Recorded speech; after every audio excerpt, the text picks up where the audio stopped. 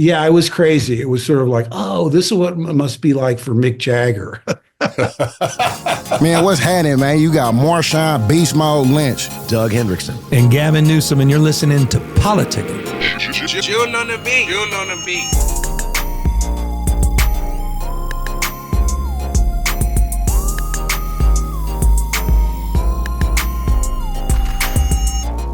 Hey, Marshawn, what about this? I mean, it's been like Christmas for me early.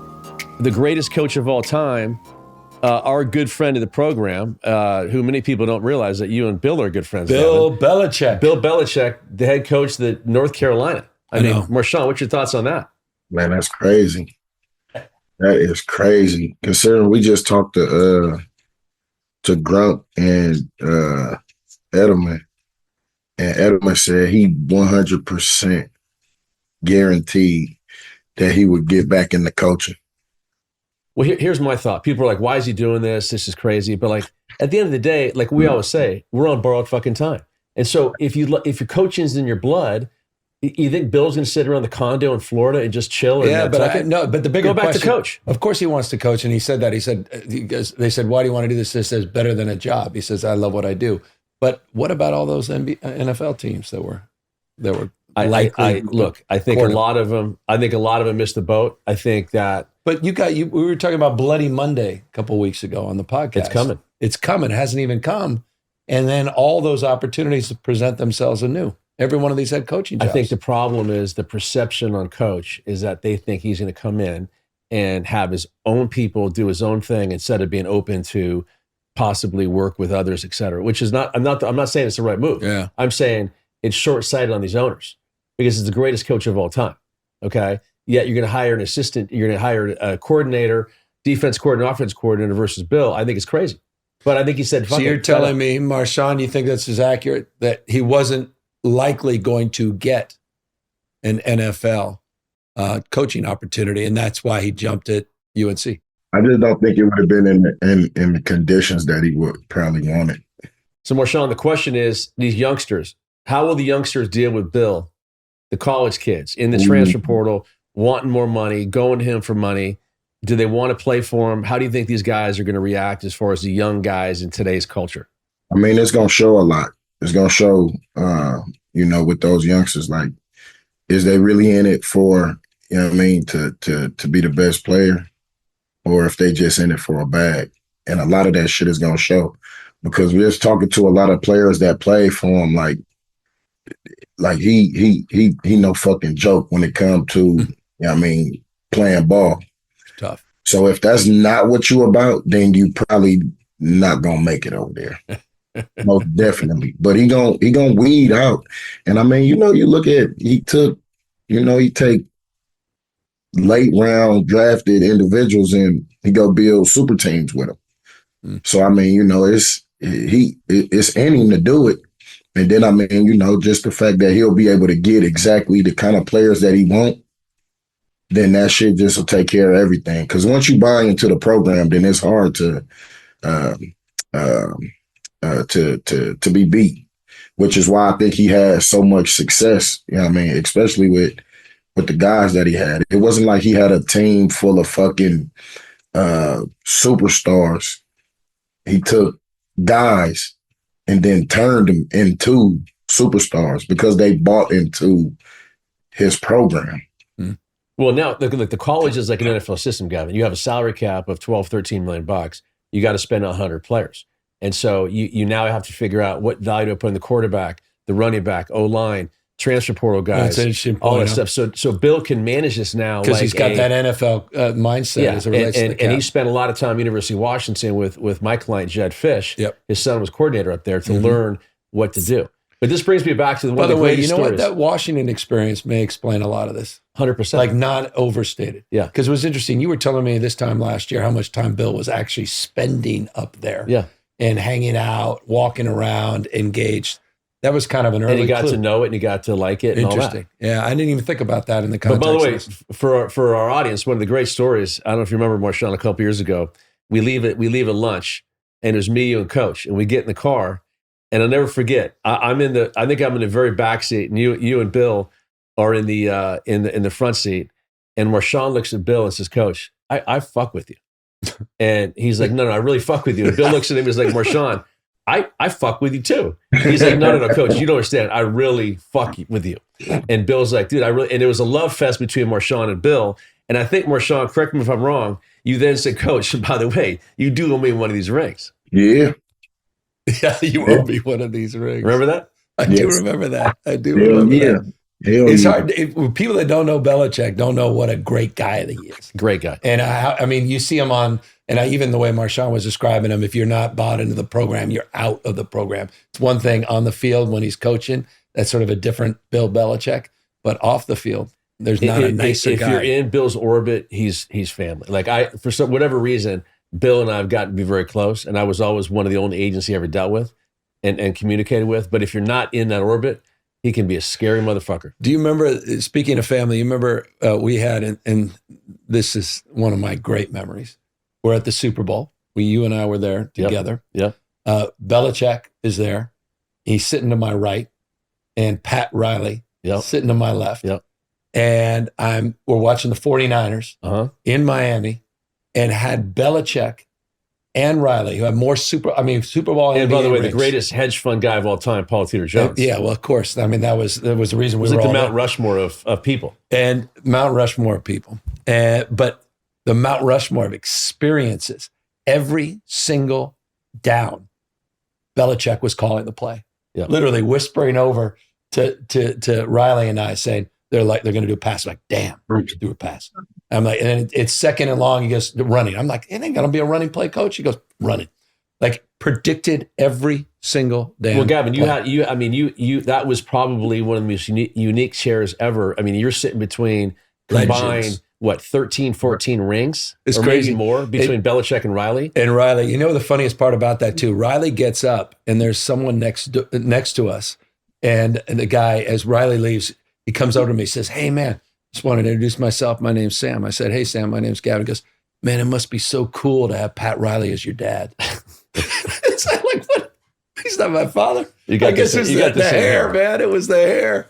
But that was a hell of an experience. And that's when that's where I really got to know Belichick at a different level, and just mad respect. And what's interesting, Marshawn, lately in the NFL, you've been seeing in NBA too, like all these robberies of these guys. You saw Joe Burrow got robbed, Gavin, if you saw that. Yep. Mahomes, Kelsey, this ring across the country is robbing these athletes, which is bizarre. So these guys are going to play. And if you're a robber, it's a brilliant move. It's almost like Ocean's 11 movie. These guys are playing a game Monday night, and they're going to go rob Joe Burrow or whatever it may be. But yeah, Marshawn, watch your Instagram, brother. Watch your Instagram, what you put up there, man. I don't play Instagram. Watch your TikTok. Watch your Twitter. You're none of that. I don't play none of them shits. But yeah, I think I just seen Tua said somebody had I think ran up in his car or something. But yeah, they bold. And I mean, I think rest in peace to one of the greats. Like, that happened with Sean Taylor. Yeah, you're right. And I think the concept was, they tried to hit his house, thinking that he wouldn't be home. And just how tragic that is. But Tua was saying that he went and he got some armed guards. You know what I mean? To be at his house when he's gone, leave out of town and shit. Like, yeah, man, it's getting. I don't want to say it's getting, but now everything is broadcasted through social media. Well, speaking of armed guards, Marshawn, the insurance guy needed some armed guards is the problem, and this guy's now people are looking at this. By the way, that's another thing, Gavin. People are looking at this guy, Luigi, who, by the way, the guy who killed the insurance guy, Marshawn. To me, I thought initially he was in San Francisco, in California. But initially, I thought maybe maybe his mom had cancer, that refused payments, and she died within 30 days instead of 10, whatever it may be.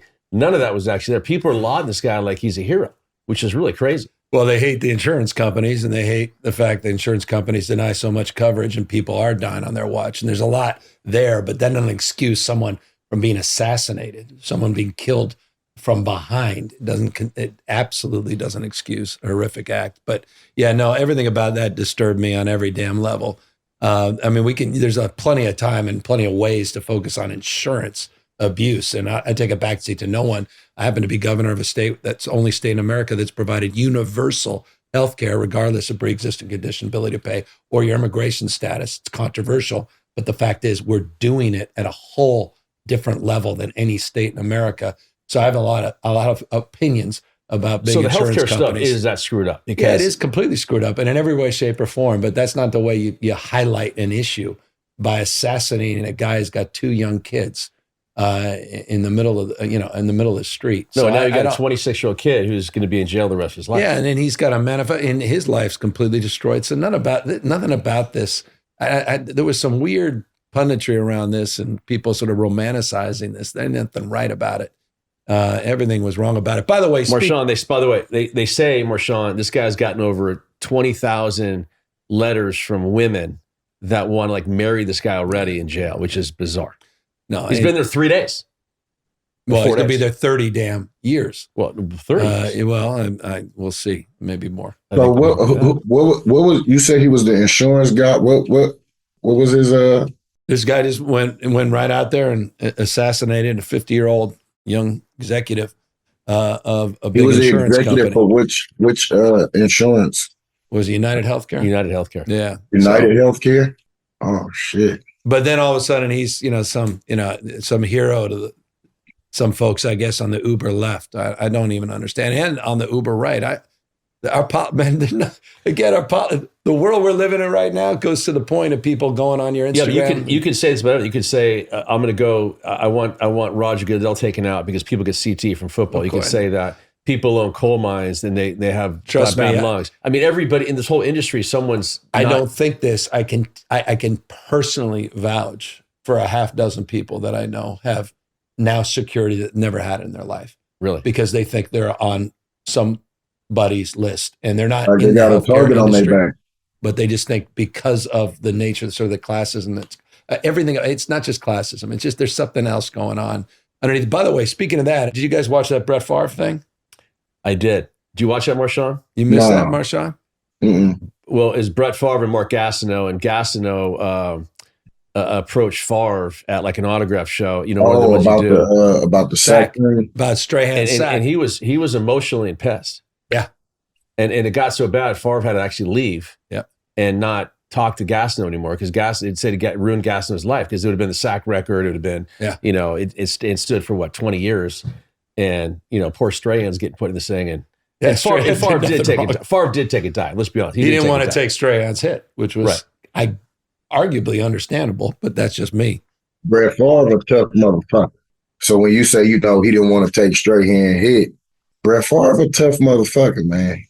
I mean, I don't know if it was that. Then I mean, no, I think it was sort of an ode. That was some brother-in-law type shit going on. It was a wink nod, like, hey, I'm gonna roll right, I'm gonna go down. You got the record. So you think the whole thing was choreographed? I mean, shit. From the sounds of it, you know what? I don't actually remember the play, but I had a conversation about it with an individual. Say he kind of rolled out. And, kind of dropped down and gave him that half a sack. I mean, and shit, it wasn't that Strahan, probably needed him to do that. But, I mean, you see where Strahan at now. Hey, but Marshawn, I want to ask you a serious question. I thought about this last night when I was watching the game. Your teammate walks out of the game and refuses to play. What do you do to the guy after the game? You said after the game? Yeah, and the Niner linebacker left the game, refused to go in the game. As his teammate, what do you do at the end of the game? What was going on? What prompted him to do that? Nobody knows why, but apparently he was upset he wasn't starting and playing. And so instead of going in the game in the third quarter when Greenlaw came out, he actually quit, walked off the field in the locker room and left. He's gone. Well, yeah, but what does Marshawn do? No, I'm saying, well, you know me, Fresh, especially if that's one of my dudes, and most of the time, guys that I play with, I fuck with tough. And if he is somebody who, well, it didn't matter. a situation like that happen, I'm going in the locker room to go and get him.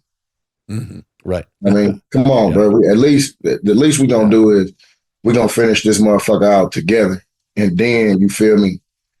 You know what I mean? After the game, we can go ahead and figure out, you know what I mean, what type of time we on and what need to be done. But, you know, a lot of guys, like, you know what I mean, you get that edge when I'm looking over to the sideline, or, you know what I mean, I'm on the sideline and I hear Cam Chancellor talking about, hey, Beast Mode, you up?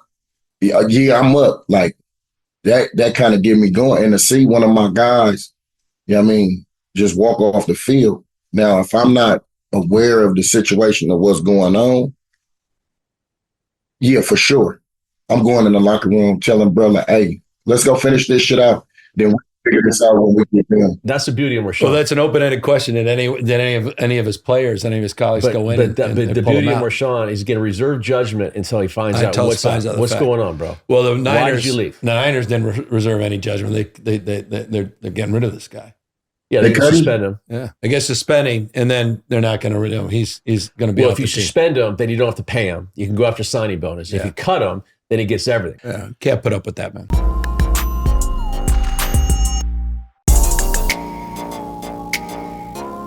All right, listen, guys, this is an incredible moment for me because you know what a Star Wars fan I am.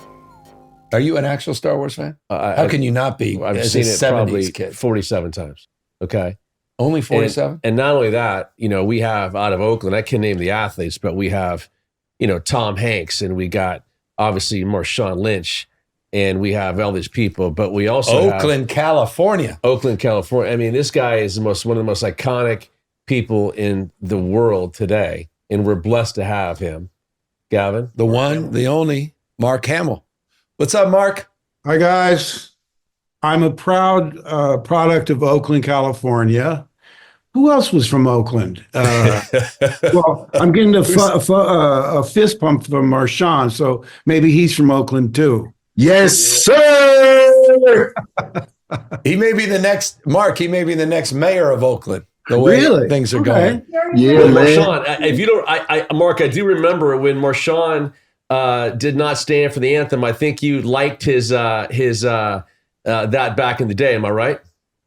Probably. I mean, I'm always for, resisting authority and standing up for what you believe in regardless. I mean, it was shocking to me that Colin Kaepernick suffered such consequences for expressing, it's his right to say what he wants. Now, I'm wondering about how Marshawn got the nickname Beast Mode. Oh, man, if you're from Oakland, you know a little bit about how that started. You know what I mean? It wasn't easy. It was not easy, but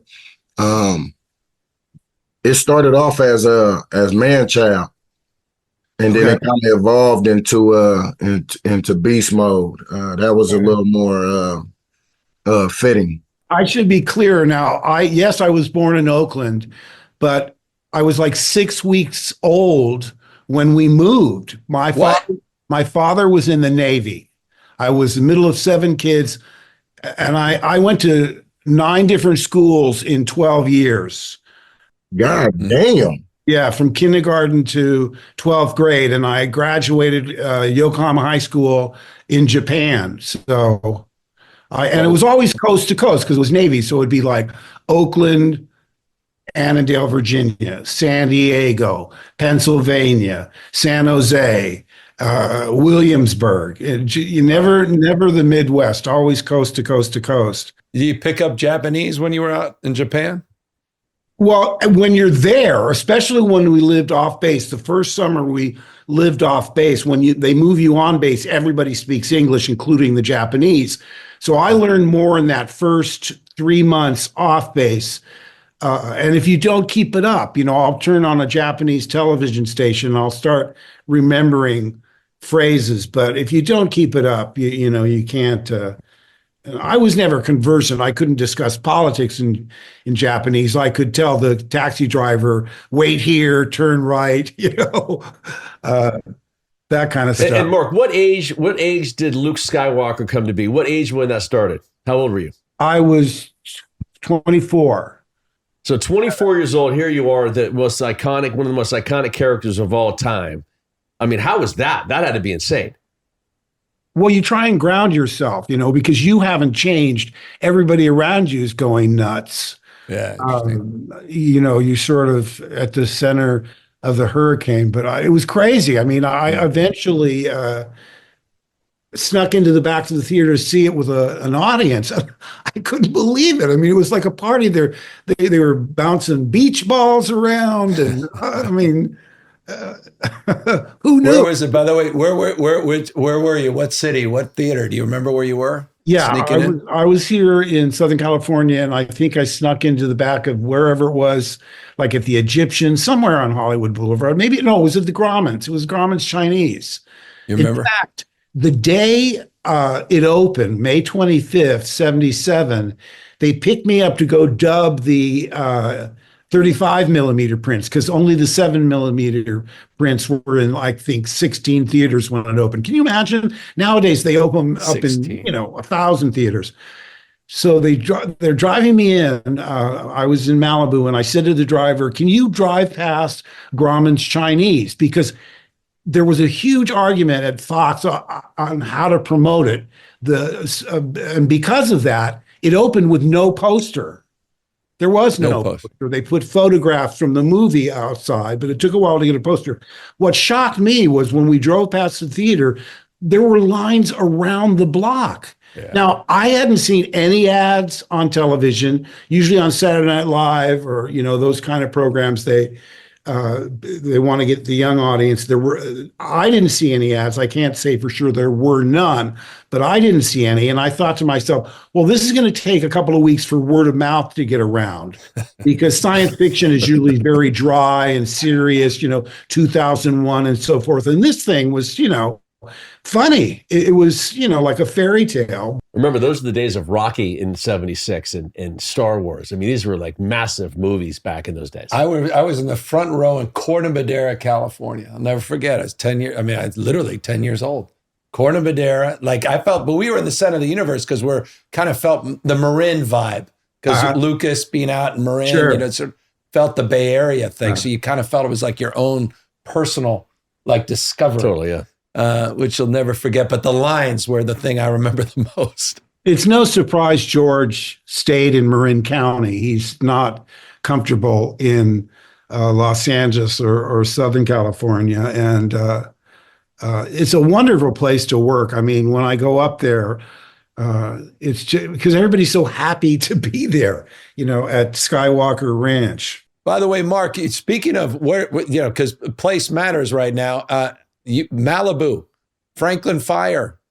Yeah, we share this in common. I from afar, you from a lived experience. How's this been going for you? The major 4,000+ acre fire down in Malibu just this week. How you doing? Well, we're monitoring it very closely, and as of now, it's not coming towards us because we're right near Topanga Canyon. So it's up by Pepperdine. But I mean, that's just one of the things that you have to deal with living in a place like this. It's mudslides and fires. And the reason we love it so much is you feel like you're outside Los Angeles. You don't feel like you're in town. But we're keeping an eye on it. It was shocking how fast it grew, because I was watching Jimmy Kimmel, and they interrupted to show that I think it was at that time 10 acres were on fire. So I stayed there. An hour later was 100. Damn. Yeah, and my wife had gone to bed, and I thought, should I wake her? I won't bother her. But by 3 a.m. it was 800 acres. So I went up and just let her know, and she turned on the TV in our bedroom. But yeah, you had to shelter in place, right? You were sort of asked to stay in the home. We couldn't leave, which, as I said, fits in with my elderly recluse lifestyle. But now it's open. Yeah, it's open. So, and again, I mean, you never get used to it, but it's not like it's never happened before. And by the way, now that you're mentioning Malibu, I want to thank you signing the bill that allowed cameras to come on PC. Oh, yeah. because it's tragic. These four teenage girls walking along, and it's so narrow, especially with the added bike paths, that somebody gets distracted and swerves even a foot. It's really critical that, and I want to thank you for that. Wait, where are the cameras, Gavin? No, just on the PCH, we've had so many pedestrian fatalities. Oh God! Okay. And it's such an iconic freeway, and a lot of tourists, but not even just tourists. People get easily distracted, understandably, and Caltrans state manages and operates it, but we haven't been investing in pedestrian safety as much as we should. So we're going to finally get some cameras out there. We've got some other strategies to address just slowing folks down.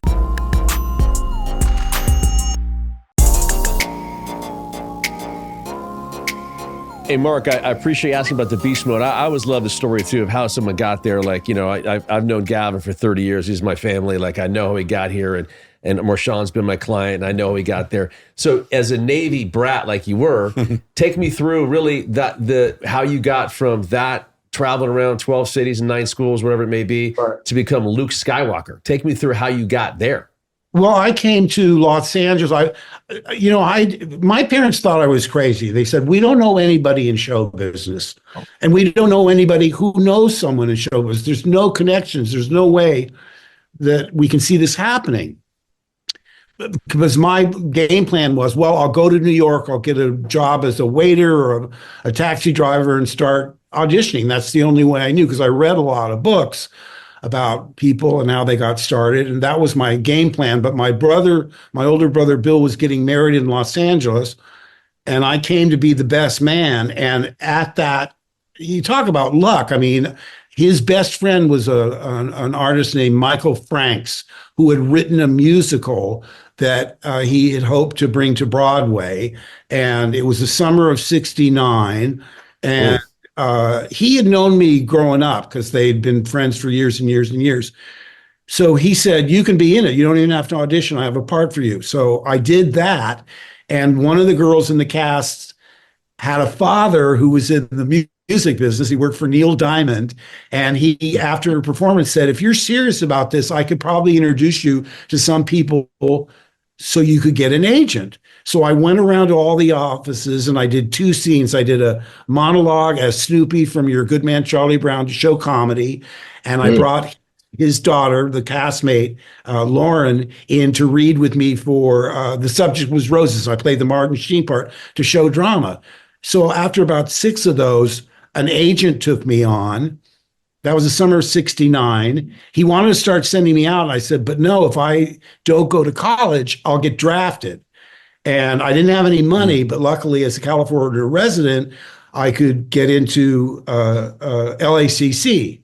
$8 in the pen and you were in. It's probably more now, but No, I had zero tuition, just for the records, not the full cost of attendance, but tuition's free for 2 years. Okay. Thank you to the, I'm just saying, just for the record. Which is why I'm so pro, free education for all, regardless. I mean, by the way, I sent my daughter to USC, and boy, is it pricey. Yeah, that's ridiculous, right? I think it's one or two of the most. It's one or the second most expensive school in the United States now. Exactly, but she did really well. And what did she get, Mary Lou? What were her degrees? Anyway, she did fantastic. What I'm saying is, when I talk to young students and so forth, I say that you have to be ready to not only seize an opportunity, but recognize an opportunity.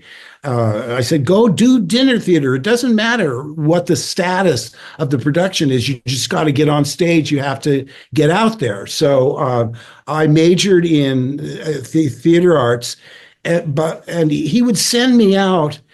One time I got a part where it was going to take 5 days, and I said, and he said, you've got to do this. So, to get your SAG card and all that, I had to lie. I went to the head of the department, Jerry Blunt, and said, my mom has diabetes, which is true. But I said, she's going into the hospital. I have to go visit her in San Diego. So I went and I hid out.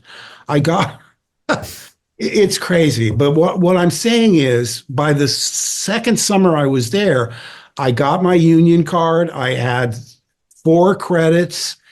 I look back and I say it's just astonishing because a lot of these actors struggle for decades even. Some of these character actors have to grow into the way they look because they're not right at 24, but by the time they're 45, they become really successful character actors. But it's the perseverance. So that's what happened. And I did, I don't know, maybe 30 or 40 guest appearances and 12 TV movies. And then a friend of mine said, hey, did you hear about this movie that George Lucas is doing, Star Wars? And in fact, it's Robert Englund who plays Freddy Krueger. And to this day, even in his book, he said, if it weren't for me, Mark would have never been Luke. But I don't want to burst his bubble. But when I called my agent, she said, oh, yeah, you have an appointment, 10 days from now. I know it was already set up, huh? But the weird thing was when we went in, it was a meet and greet with Brian De Palma, who was casting Carrie, the Stephen King horror film, and George. Great movie, by the way. And, it's just like, tell us a little about yourself and blah, blah, blah. And so 5 minutes over, I went out it was a cattle call. There's 50 guys there, Han Solo types and Luke types. And I said to one of the actors, who was Brian De Palma's assistant in there? The guy with the beard that didn't say a word. They said, you idiot, that was George Lucas. I said, oh, he didn't say anything. Brian talked. And the next step was getting a screen test about 10 pages long.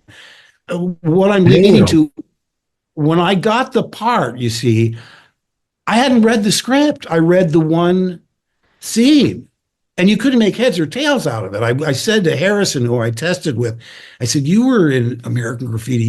George, is this like a comedy or a send-up, like a spoof? Or it can't be serious, right? He said, hey, whatever, let's just get it done. That's a good Harrison Ford. He was no help at all. I said to George, is this sort of like a parody? Is it like a send-up? Well, let's just do it and we'll talk about it later, which translates to let's just do it and we'll never talk about it. We'll never talk. Because George isn't an actor type of director. He comes alive in the editing room. He doesn't want to hear about backstory or motivation or any of that stuff. Just say your lines and do your best.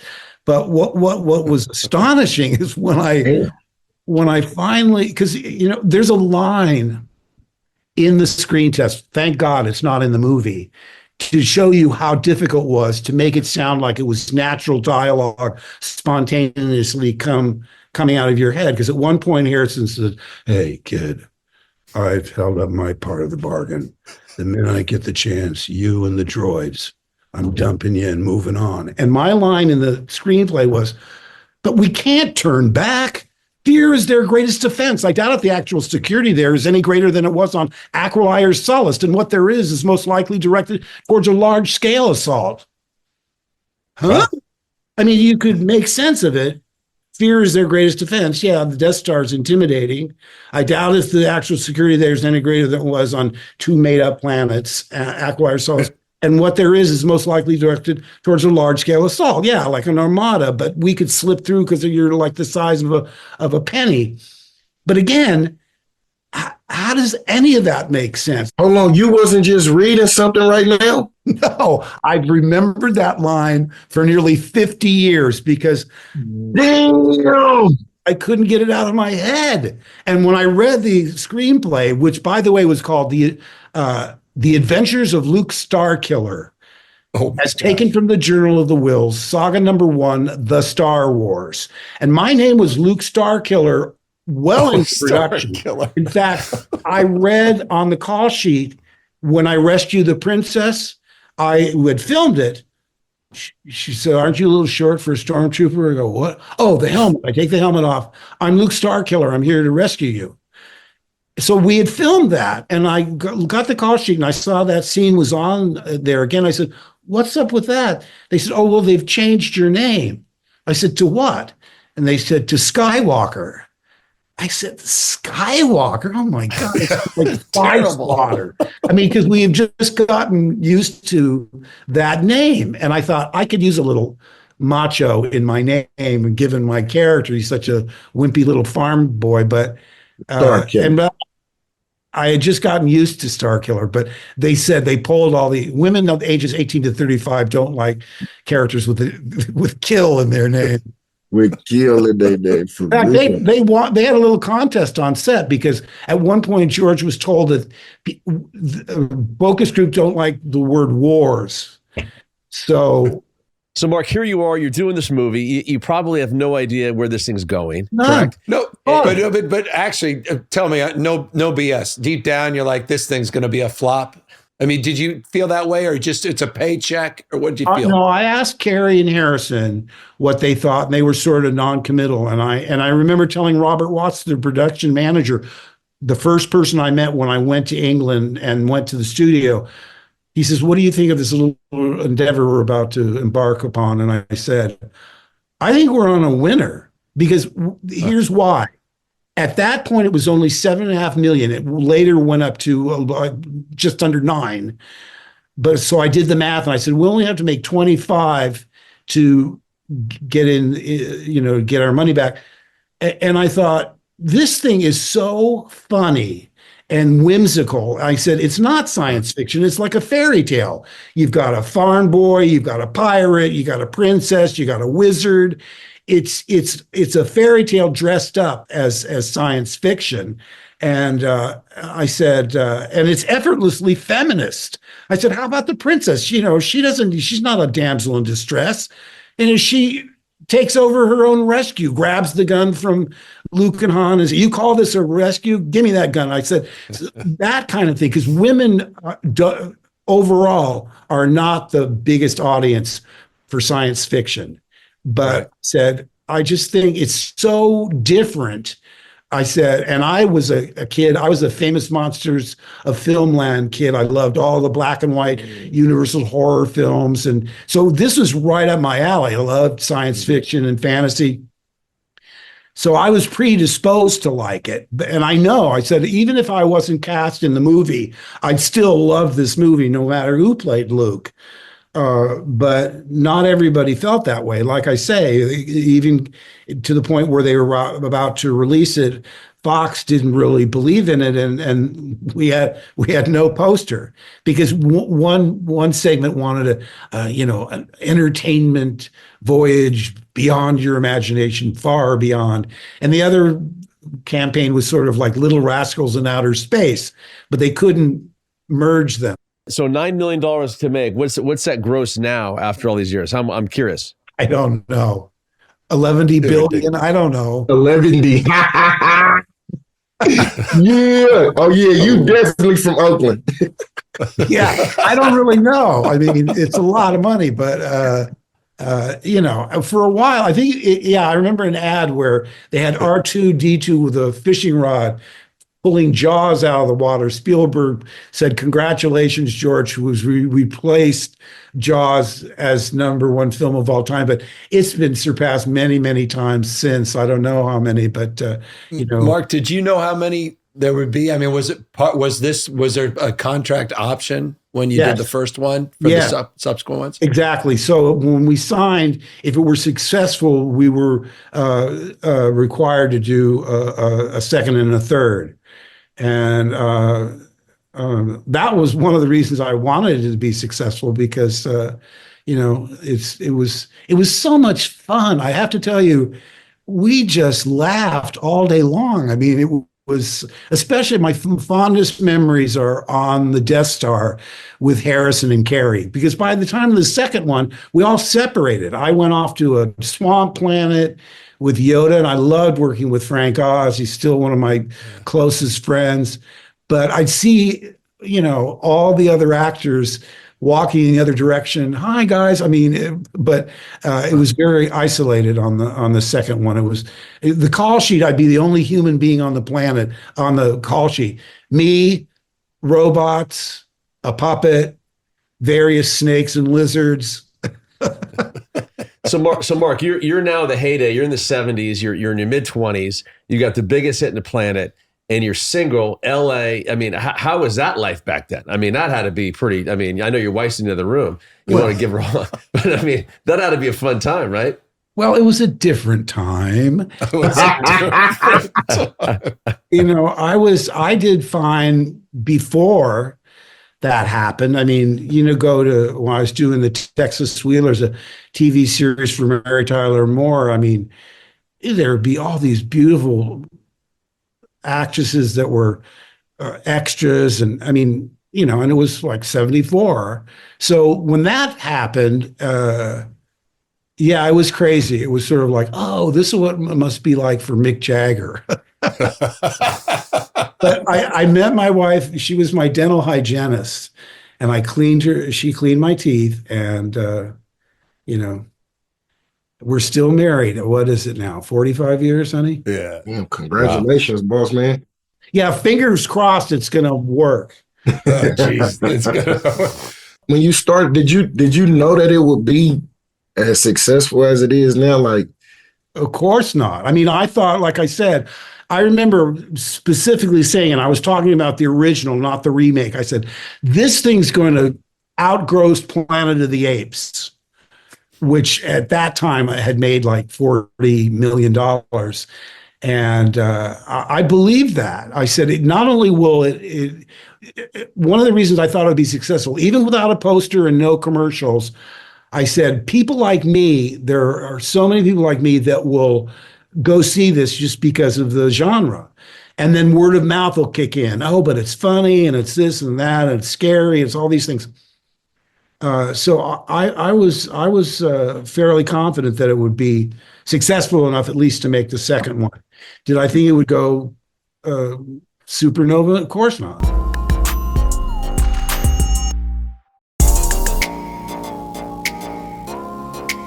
You know, going back just to sort of the origin story, because I'm curious, you talked, I mean, it sounds like you had the acting bug very early on. I mean, you knew what you wanted to do and you know, you're a pretty young man, but was you were inspired to get into acting as you're traveling around the globe? You're there at different naval bases. Was there someone you admired, someone you looked up to, and you said, I want to be that when I grow up? But what age did you really say, this is my career path? I hosted a variety show with my Jerry Mahoney dummy in 6th grade.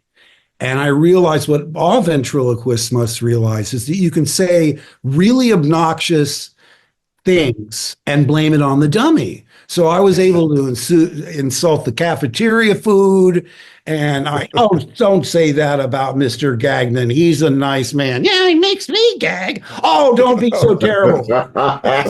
And when the wave of laughter, I was just, you cracked the code. Gosh, I thought this is what I want to do. And I didn't think, well, I'm going to be an actor. Because all the time, I mean, I loved, I learned to read by getting the paper off the doorstep and reading the comic strips, you know, simple comic strips like Nancy and Sluggo. Hey, you stop. So I loved cartoons and comic strips and stop frame animation. I mean, I saw King Kong on TV when I was, I don't know, 5 or 6, and it was the first movie that made me cry. And I didn't know how they did the dinosaurs. I mean, until Famous Monsters came along and explained Willis O'Brien's stop frame animation and Marcel Delgado and the model makers and all that. And they showed illustrations of the tabletops with the miniatures. I mean, it just blew my mind. And I thought, I wanted to, somebody goes to work every day and makes dinosaurs come to life.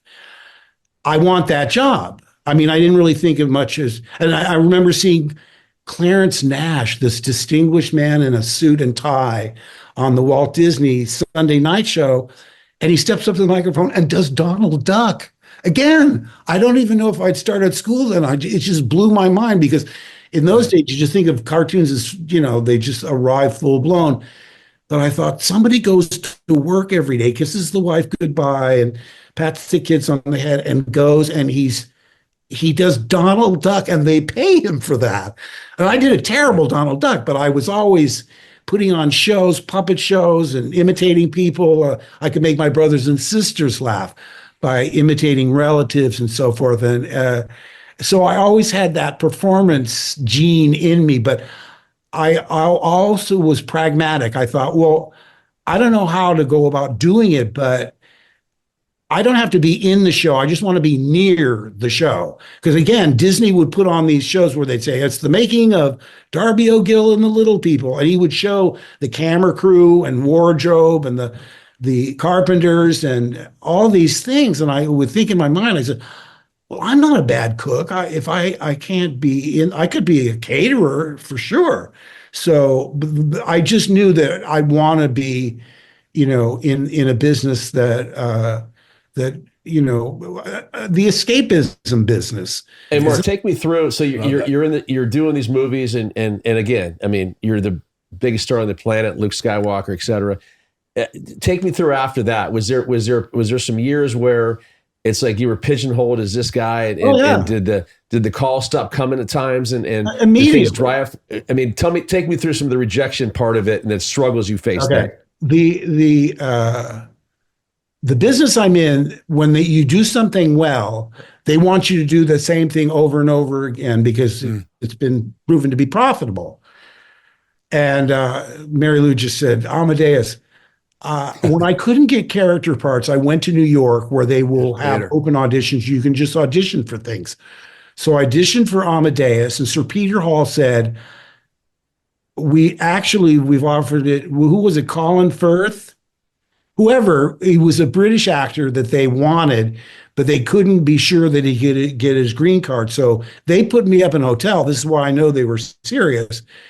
If he couldn't get his green card, then I would replace Tim Curry. So I had my fingers crossed. I felt like, John Cassavetes and Rosemary's Baby rooting for ill will to befall some actor. So that didn't feel good, but what turned out I didn't get that. But Peter said, well, I want you to do the first national tour. So I did that. I did Los Angeles, San Francisco, Baltimore, Chicago. I was scheduled to go to Boston, and they pulled me out of the company and put me in the Broadway production. Anyway, so I got some of the best reviews of my career. But when Milos Forman said, will you come in, because I'm doing the movie of Amadeus, and I want you to read off camera for Costanza, the actresses that were up to play Costanza.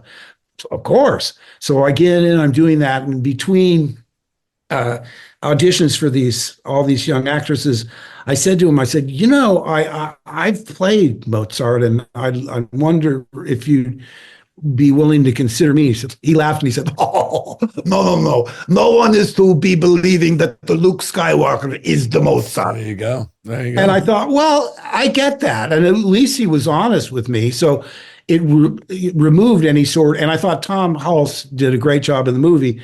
But that's just what this business is. It's, and I tell young actors, you have to have, just the nerves of steel, because you're going to face constant rejection. And it's not because you're not talented. You might be too tall, too short, too fat, the wrong color eyes, whatever it is. There's thousands of people that you're going to be competing with, and the odds are, it's like playing roulette. You have to spin the wheel 5,000 times. Well, by the way, it's funny, Mark, because, Marshawn obviously has transitioned and doing acting now. Are you getting that, Marshawn, from, do they look at you and say, well, dude, you're beast mode, you're the running back, and you can't do this? Or do you get a lot of that on some of these directors, Marshawn? No, not so much, but it's just more so like because they not familiar with me. So like the movie that I just did, Love Hurts, they like a lot of them knew me from football, but a lot of the guys was like from Germany, so they didn't really understand the football aspect. But I'm like, I'm really athletic. I can do a lot of the stunts that, they got going on, but they like, well, we just don't know. And then I had to prove to them, to show them like, no, I can actually really move. Like I can move, like really move. And, they'll give me an opportunity like, oh shit, I had no idea. And then they would go and actually watch me, play like, oh, I had no idea type shit. But when you say that, I got to work with McLovin, Chris, and he did he played McLovin in Superbad, and we were doing a show, Stars on Mars. And everybody, you know, we would see him and we like, oh shit, it's McLovin. And he's like, no, don't call me McLovin. My name is Chris. Like, call me Chris. And it got to a point where, you know, some of the producers did some shit and they had called him like McLovin, and he lost his shit. Like, I told you, my fucking name is Chris. Call me fucking Chris. So when you were speaking on that, I'm like, that was the first thing that went to my mind. Like, you know, getting pigeonholed in a role. Yeah, Mark, you ever break down like that? You said, fucking talk to, you know, my name's not Luke, you asshole. So while I'm listening to him talking, I'm thinking, you know, a lot of times they won't let you do stunts because it's an insurance risk. Because early in my career, I said, I want to do all my own stunts. The only one I wasn't allowed to do was when he gets blown out the portal in, I think, the second one. And the stunt guy said, can you do a flip off a diving board? I said, oh, yeah, I've been doing that all my life. They said, well, then you can do this. So I was really thrilled because they had a springboard. Colin Skeeping was my stunt double. He wasn't even on the first one. I didn't have a stunt double on the first one, but I did on Empire. But then insurance stepped in and said, no way you're doing that. Because you're going to do a flip out candy glass, which can't damage you, onto to all these mattresses that are on those big, packing boxes like Beacons puts out, with stunt guys all around to make sure you don't bounce off or whatever. So I wasn't worried about it, but they said you can't do it. Now, flash forward to my elderly years, I look at a script and I said, anything you can get away with a stunt double, I'm down with that. Yeah. So there was a fight scene, and there's a lot of fight scenes, but one in particular, it was actually like, you know, what's some moves that you can do that we can incorporate in the fight scene that, you know, would show a nod to, you know, you actually, you know, being an athlete. And I was like, well, I mean, you know, there's a few things. Like, I played running back, so, you know, I can move lateral, you know, pretty quick. So I showed him a couple moves. Like, I actually just, you know, ran like a simple drill, and the guys, they like blew their shit like, oh my God, like that shit is amazing. And I was like, well, you know, if I could hit somebody, and they like, well, show us what you mean. So they got a guy, and I tackled him. And they like, oh my fucking God, let's go. How would you feel if we actually had you tackle this guy through a wall? And I'm like, hell fucking yeah. Like, yeah. So they put up this, poor actors, they put up this whole fucking wall and was like, okay, the stunt coordinator, the second director, was like, hey man, you know, if you're not up to it, you know, your stunt guy, Marcus, who was really good. And I'm like, no, you know, I'm good. I'm ready for it. He's like, because I don't know, man, we got one wall. I'm like, all right, don't worry about it. He's like, but you got to land here, and where it's at is probably like 5 feet from the wall. And I'm like, you know what, I'll be able to get it done. So when we do it, and I fucked that wall up. I tried to tear the whole fucking house down, to be honest with you. And all I remember was running through that fucking wall, and I hit the dude so fucking hard. And when I landed on him, I just heard all the air going, whoa. And for a second, I fucking forgot we was even filming. Hey, you all right? Marshawn, stay in it. Oh shit, yeah. And line. It was probably some of the most funnest shit I ever did, period. But when I fucking smashed that dude through that wall, like, the insurance that you was just talking about, now everybody coming in. All the doctors on set, the prop, everybody. Hey, you all right? You all right? Making sure everything is all right. And you go back and you look at that wall like, what the fuck just happened? Now, I'm not big on playback, so or watching playback, so I just kind of was in a zone. I pick up the phone, I call Doug, like, Doug, I just ran somebody through a fucking wall, bro. See if anybody want a 38-year-old running back. I think I got some more left in the tank. So I hear the people, they watching it, and all you hear is them motherfuckers just laughing, clapping, like, oh my God, that shit was great. But that was a big moment. But now you talk about the insurance. Had I done anything wrong or fucked some shit up, then I'm probably out for a while. And by the way, Mark, as an agent as I am, I did make a few calls to teams. I said, Marshawn, send me that footage. And I called a couple teams. I said, you need a guy for a few games? Doug, you're his agent? Yes. I was his football agent, correct. Not his entertainment agent, but football agent. But he has a theatrical agent now. Correct. Yeah. Because remember, Marshawn, you're not just an actor, you're an investment. Yeah. They have to protect their investment. Yeah, so I got that understanding after I ran through that wall. But yeah, man, that shit was great. And what's crazy is a lot of the guys that I worked with, they actually did stunts for some Star Wars movies. They actually were showing me like some of the what they call them, some of the gags where they put the harnesses on everybody and people pulling and swinging and all that shit. And they showed me this clip where it was on set for Star Wars, and the guys, they like threw some kind of bomb or something, and everybody was exploding and flying every which way and shit. And I'm like, God, that like, I want to try some of that shit. I was like, nah, you probably would never be able to do no shit like that.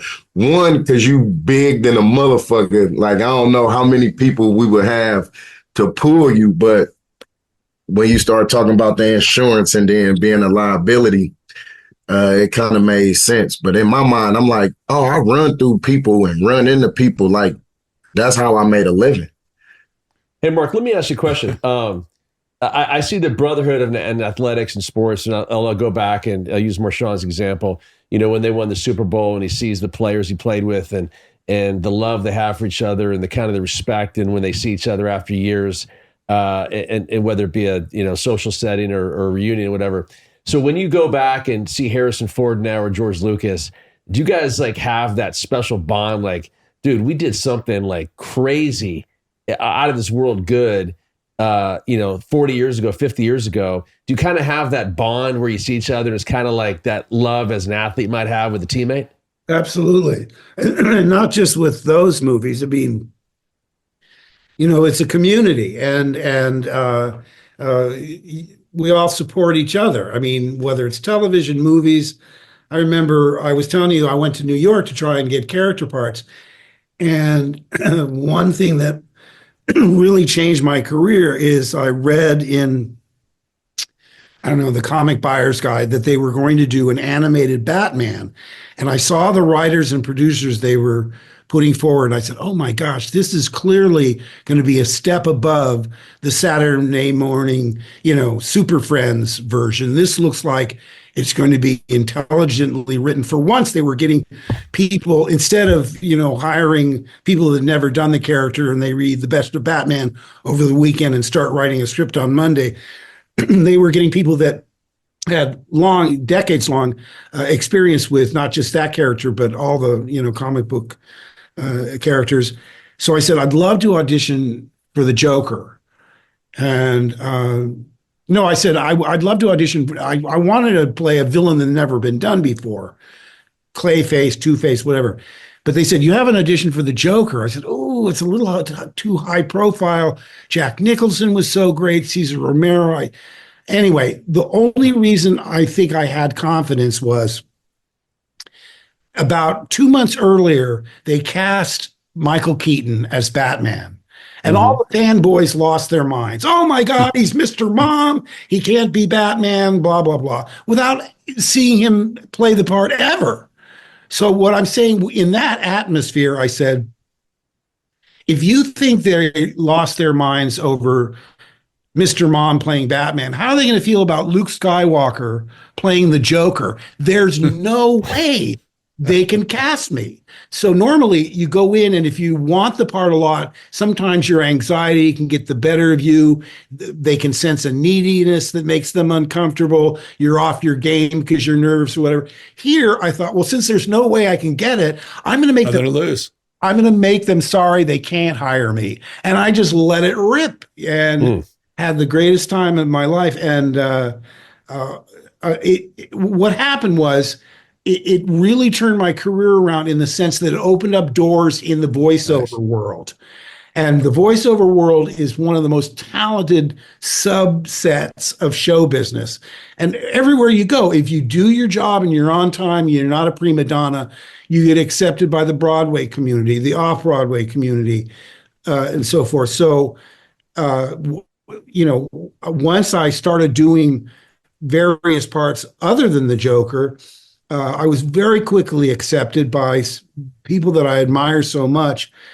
And I don't know, I've lost count of how many cartoons I've done, over 1,000 since 92. But yeah, they cast with their ears, not their eyes. So you're going to be able to play characters that you would never get on camera.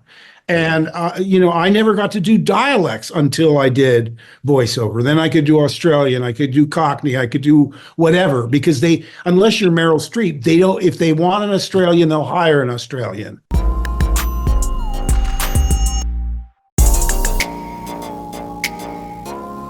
So Mark, how does that work? Then a voiceover, they give you the script and then they give you like, hey, you have a month to do this and you do it every day. I mean, how does that go about with the voiceover stuff? Well, usually you get the script the night before or 2 days before you go in, and they record the voice first, then send it overseas. Unfortunately, I wish they wouldn't outsource, but it's animated somewhere else. And so the finished product doesn't show up till at least 9 months to maybe 18 months later, which is why I've missed so many of the things I've done, because they don't send you an email say, hey, your episode of Powerpuff Girls is on this Tuesday. And if you don't really keep it, when the kids were small, I see a lot of series. I go, wait a minute, shh, you guys. I think that's me playing the gangster squirrel. Yeah, that's me. That's me. But I catch it by accident. By the way, Mark, it's interesting. You talked about being we talked about being typecast. You talked about how you can lose yourself in an animation frame and become something so much bigger than what you physically are perceived as.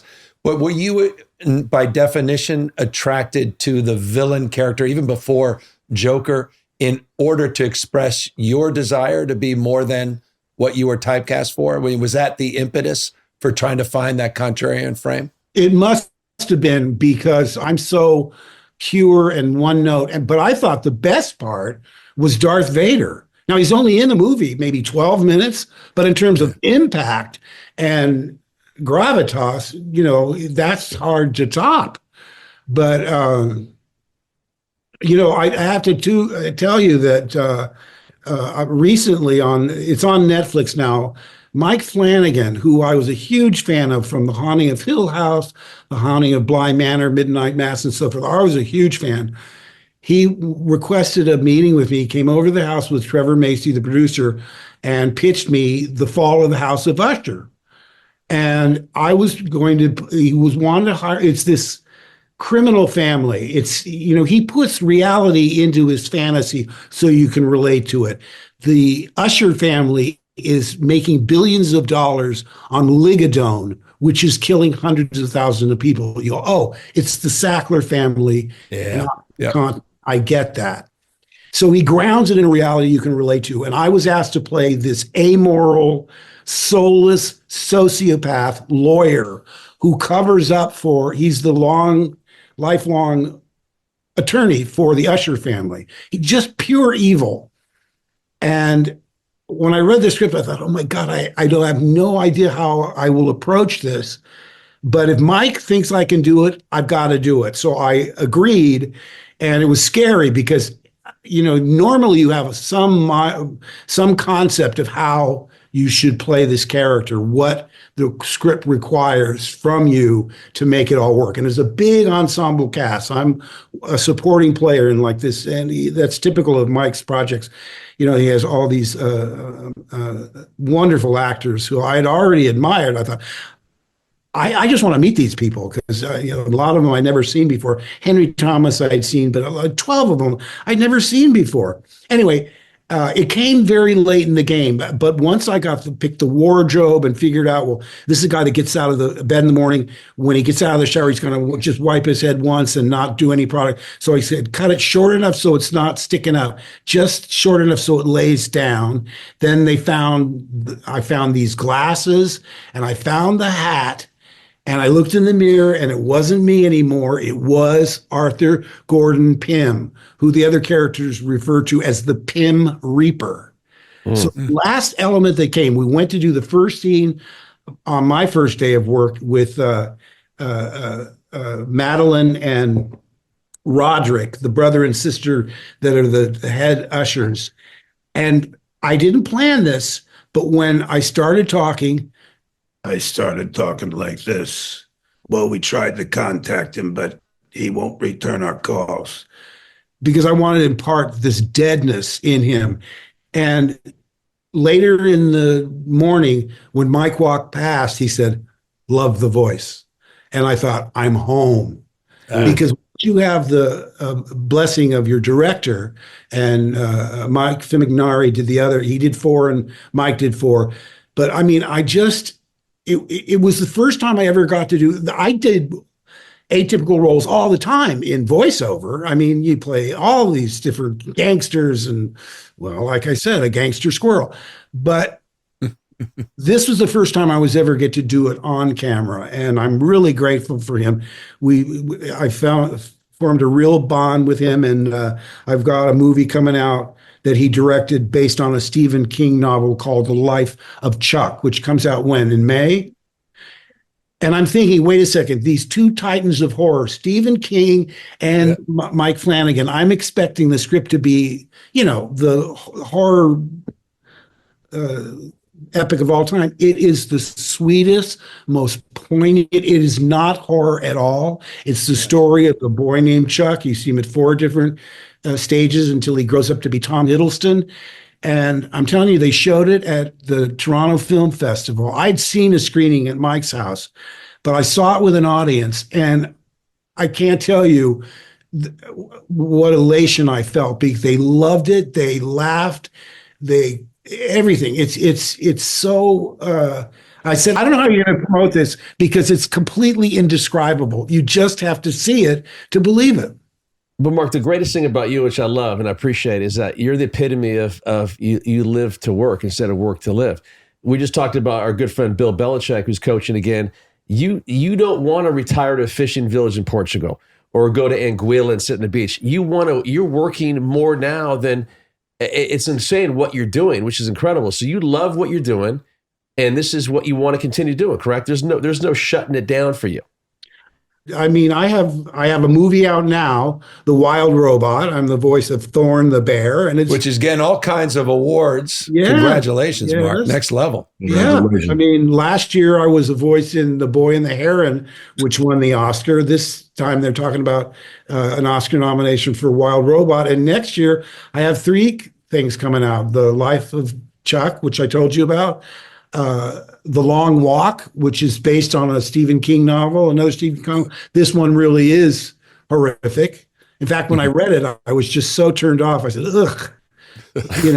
But what we have to do is don't think like Mark, think like the character. Because villains don't think they are villains. They think they're doing what's right, even though an objective observer would say, this guy's horrible. So once I got into that, and plus it's about all these young men, it's all these 21-year-old guys, and I'm not really the villain, but the state is the villain, and I represent the state. So in that case, I am the villain. And my son read it and said, Dad, you got to do this. So I thought because I said, I'll watch this someday. I don't want to be in it, but I'm glad I did. I'm glad I got over myself. And the last one, what's the last one? Oh, I'm in the new SpongeBob SquarePants movie, which comes out in December with Tom. I've been friends with this guy for 30 years, one of the nicest men in show business. And I'm telling you, he is so pure and so genuine. You realize he is SpongeBob in real life, because he's relentlessly optimistic. And whenever you are around him or his wife, Jill Talley, they just lift your spirits. Speaking of life, real life, and not necessarily lifting the spirits, it would be remiss if I didn't ask you, a big part of your life and all these iterations and just the longevity that Doug talks about and your resilience as an actor and your remarkable career that seems to be gaining steam, not losing steam. But one thing you're known for is your activism and your willingness to assert a point of view in a very public way, right. And accept all the slings and arrows that may come your way, the adulation and the condemnation, both and I imagine, particularly from a political sphere. When did you start to find that voice, or when did you start to express that inner voice as someone that wanted to be known for something more than just the work you did on screen? Well, I've always been interested in politics. As far back as when I would have been 8, when Nixon and Kennedy ran. And I said to my mom, because you'd see JFK and he just radiated charm. He was funny. He was inspirational. And, Nixon reminded me of the scary teacher in school that you didn't want to be around. Let me just say about that, And I said to my mom, well, why is Dad voting for Nixon? I just don't get it. Yeah, I had no political point of view. I didn't know what any issues were. I'm just saying, just from the standpoint of the way a dog will sniff you and either walk away or want cuddles, dogs know. And she said, well, don't tell him, but I'm voting for JFK. Those were in the days where the wife had to slavishly follow the husband. But no, I've always been engaged. The first election that I was able to vote was in 1972. I read an interview on Playboy magazine with George McGovern. I said, oh my God, not only do I despise Nixon, but this guy I'm wholeheartedly in love with every position he has. So I went to after school in LACC. I'd go to McGovern headquarters, stuff envelopes, go door to door, make phone calls, all the things that we do. And of course, that's my first election. It was crushed. You got crushed. Yes, exactly. And so you could have even given up or said, double down and stick with it. And that's what I did. So I've never missed an election. I'm even local races, whether it's a mayor or, councilman, whatever, I always vote. But I was never asked to be, so I supported every Democrat, Mondale, you'd name it, Clinton, Barack Obama. But they never asked me to be a part of the campaign. I just talked to my friends and made sure they were all voting. And Governor Dukakis asked me to join the campaign in the last 6 weeks when things were really dire. And of course I did that. I went with him and we went all over the Northeast. And I remember because you get your assignments, they say, okay, you get on that bus, you get in this car. At one point they said, you get in the governor's limousine. And I was there with Michael Dukakis. And he said, so, Mark, I understand you have a daughter named Chelsea. And I said, yeah, she's my youngest. He said, Bill Clinton has a daughter named Chelsea. I said, oh, are you considering him to be maybe on the ticket with you? He goes, well, he's got a bit of a woman problem. How's that for foreshadowing? I love it, Jesus. And a good Dukakis, by the way, Mark. Well done. I don't want to hear you do me after this. I'm a little worried. Well, listen, the thing is, I never, to your question, I never became active until wanting to make sure that, first of all, I was devastated. I want to get rid of the Electoral College because Hillary beat him by 3 million votes, just a shy under 3 million. And Gore beat W by 500,000, and it was making me crazy because I started reading about the Electoral College. And, oh my God, this is remnants of slave days when they were trying to, proportion the amount of votes with, how many slaves you owned, and it was awful. But anyway, so that and Citizens United, I'd like to get rid of. But in any case, I started, as you said, you get most scorching hate tweets from the MAGA crowd. And when I was still on Twitter, I had to stop reading the responses. I wouldn't block anyone because then they could display Mark Hamill blocked you as a badge of honor. Right. But I muted like a mofo. I would mute, I looked up one day and I said, oh my God, I've been muting people for 40 minutes. So once I realized how it was eating into my own time, I said, the only thing to do is don't read the response. Yes. You just can't. You can't. And someone said to me, my daughter would say, Daddy, you shouldn't tweet politically so much because, people get so angry. And so I wrote a tweet that I said, the people complaining about my Trump tweets have to understand.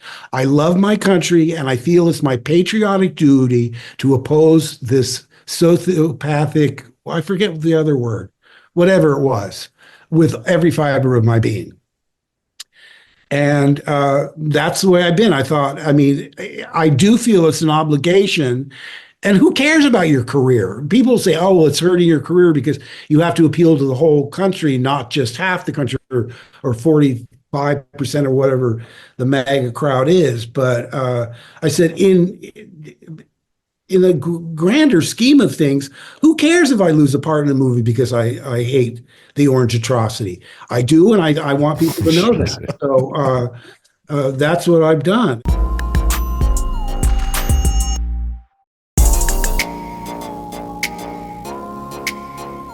So here's the deal, Mark. If our guy here runs in 4 years, we expect you in the Sprinter van with me, Marshawn, and Gavin. How about that, Mark? No, it's going to be Corvette because my favorite movie is Corvette Summer. You guys forgot about Corvette Summer. Everyone forgot about Damn, Batman, you Summer. are. By the way, hey, Marshawn, you got to check out Corvette Summer. When Annie and I filmed the movie, it wasn't called Corvette Summer. It was called Dantley and Vanessa, A Fiberglass Romance. And then MGM changed the title to Corvette Summer. We all went, oh no, it sounds like, drive-in garbage. And it's a really sweet little movie where a kid is in love with the car. Over the course of the movie, winds up falling in love with this girl and he doesn't care about the car anymore. So I thought it had an interesting message. But Mark, you being an Oakland guy, Marshawn being an Oakland guy, I think Marshawn would be great in some voiceovers as well. I think we got to connect you guys together. I know, man. I want to try that shit so bad. You should. I've been doing a lot of ADR.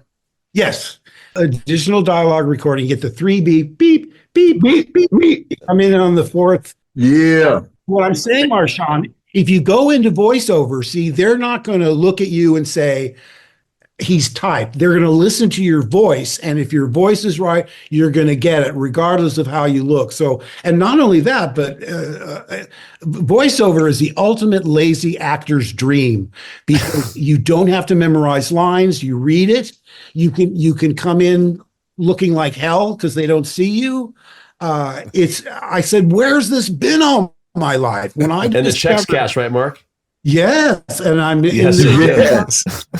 the early 90s, and I'm telling you, you can make a lot more money in television and movies, but it's volume. If you're doing 300-400 cartoons a year, that adds up. So some of these people are the Jim Cummings, Tom Kenny,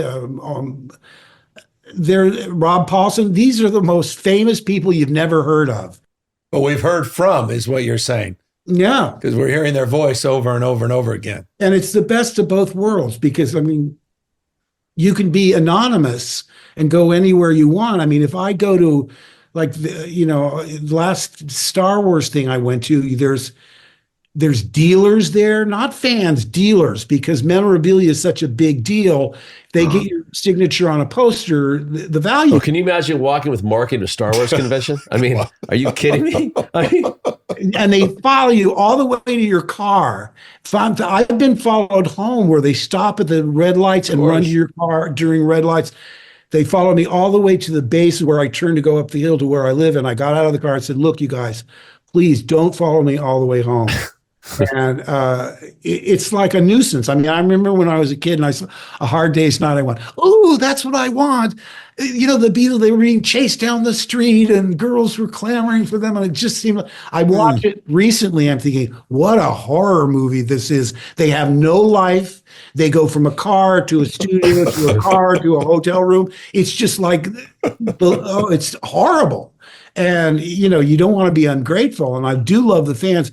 I can't stand the dealers. And like I said, just a commodity. I mean, we sign stuff at Universal. We drive home to Malibu, you know, 45 to an hour later. And my son goes, hey, Dad, that stuff you signed in the garage is already on eBay. They'll say, don't put it to anyone. It's a gift. And I'm not sure who I want to give it to. I might as well sign it Best Wishes eBay because, you know, and I'll say to people, I say, instead of me signing your lightsaber, how about a selfie? How about a selfie? Tell me your son hasn't snuck a piece of memorabilia. Did your son ever ask you, say, hey, Dad, can you sign this for me when you weren't helping him with the allowance or something? No, I do notice nowadays, I say, wait a minute, didn't that used to be my shirt? And they're like, well. Well, Mark, it's been great to be with you. Thank you for being such a huge part of our lives, our journey. You know, I wasn't joking. I swear to you, I can remember the exact seat in the front row left at that Corte Madera Theater after waiting. Looking at the movie like this in the front row, right? I know. And you said it when you watched King Kong. I swear to you, I'm not making this up. When you said you cried, that would make no sense to me, except I remember crying watching that movie. It like changed everything. I didn't know. It was like what Orson Welles says, don't give people what you think they want. Give them what you never thought was possible. And it was, that moment, it just expanded quite literally, not just figuratively, a universe. And so you've been such a part of that, but you also, I admire, and I, of course, you know, unsurprisingly may say this, but I admire your activism. You're willing to be yourself, the willing to have a conviction, and willing to put yourself out there regardless of what other people are thinking. And I appreciate you've been on the right side of so many issues. So it's great to be with you. And thank you for continuing to be such an inspiration. We're down, but we're not out. We're not going to capitulate in advance. I was really sorry Chris Ray decided to resign instead of, you know, going the distance. And because I'm telling you, one thing I would like to say before we leave, if we can't agree on proven facts, the conversation shuts down. There's nowhere to go from there. So if you believe the election was stolen, there's nothing else to talk about. And until that is adjudicated, I believe, January 6th is adjudicated in a court of law, there's no way for us to completely heal. So that's why I'm hoping they preserve all the January 6th committee's materials and finally rule one way or the other, because it's just shocking to me that, first of all, I didn't think he could survive after inciting an insurrection like that. I said, oh my God, thank God he's out. But I'd been wrong before. I remember driving home from recording something and hearing the Hollywood Access, grab him by the privates remark. I said, oh, I wrote in my date book, campaign over. No one could survive that. And yet he's been able to survive. We don't have to do the laundry list, but it's just shocking to me. It's very disillusioning, because I said up until the end with Kamala, I said she's going to beat him by more than Joe did, because I believe there were more honest, decent people with integrity than there are MAGAs. And I was wrong. Now, maybe I'm right that there are more, but they didn't all vote. And again, I'm still in a state of shock. And in fact, I had second thoughts about today and talking on the podcast, because I said, you know, for I don't know how many weeks it's been, but I've stopped cable news. I don't watch cable news anymore. I'm telling you, I've never watched the Food Network more in my life than now. So here's the deal, Mark. You have an open invite to come back to Oakland to hang out with me and Marshawn and Gavin. How that would be great. I love it. Yeah, well, hopefully we spared you too much politics. Frank Oz was born in Oakland. The Hells Angels was born in Oakland. How about that, Marshawn? Hells Angels. Mm-hmm. You know, I was so excited to give it key to the city of Oakland. What I didn't realize is it was like when I went to the ceremony, there were like 75 other people getting one too. Oh, geez. Everybody get a key. You get a key. You get a key. Yeah, right. See, when Marshawn's mayor, he's going to upgrade that key, and he's only hand them out to select few. Yeah. Right, Marshawn? You're right. Well, good luck to all of you. No, Mark, Gavin said, I appreciate what you've done, what you're doing. I love your drive. Your career has been incredible. And this has been an absolute pleasure to have you on with us today. Honest to God, it really has. Thank you, Doug. And I can't thank you enough, man. Thank you. My pleasure. Thanks, guys. Appreciate it, Chief. Till next time. Hey, Doug, we love hearing from our listeners. And if you have any questions or comments, you can email us. Doug, where do you email us? It's Politickin at iHeartRadio.com. That's Politickin at iHeartRadio.com. But Gavin, here's the deal. We want all the questions, good, bad, indifferent, ugly, to you. Doug, to Beast Mode. Send your questions to politicking at iHeartRadio.com.